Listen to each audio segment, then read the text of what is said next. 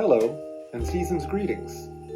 I'm Michael Glover-Smith, and I've had the pleasure of having my last two short films premiere online via Split Tooth Media for each of the past two holiday seasons. Sadly, I won't have a short premiering on Split Tooth this December. 2025 has been a busy year. I made a new feature film, Hecla, which will be having its world premiere in early 2026. I also wrote a new book, Bob Dylan as Filmmaker, which will be published by McNitter and Grace in March.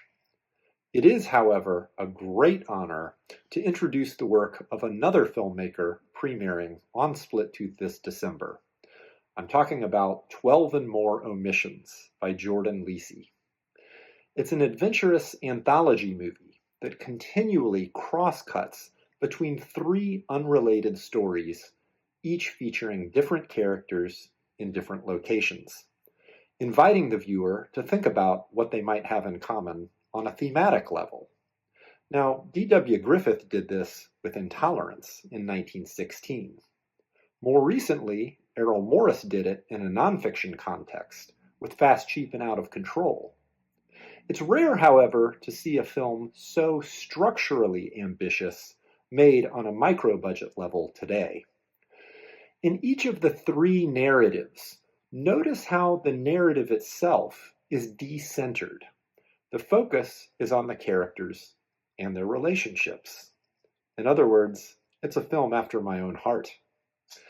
Notice while watching it how each vignette has its own visual style and how that style seemingly takes its cues from the characters.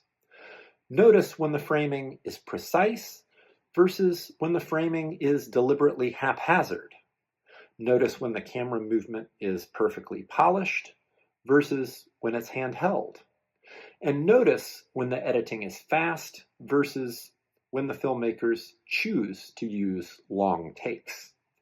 And ask yourself, how does this use of film form attempt to put viewers into the headspace of the characters?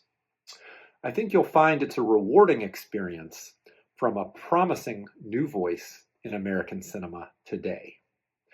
Enjoy Jordan Lisi's 12 and More Omissions, and stick around afterwards for an exclusive interview with the director.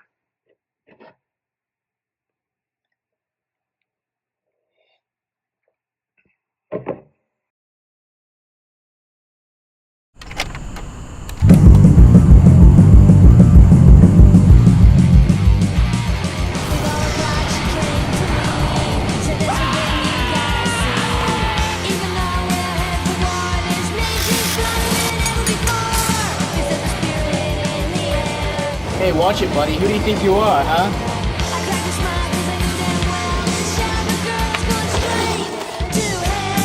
You don't owe me anything. Sentimental value.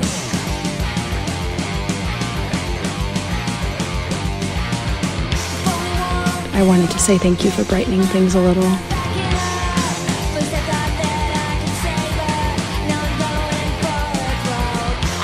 The neighbor's TV and my dad's TV were playing on the same channel. I haven't been on one of these in years either.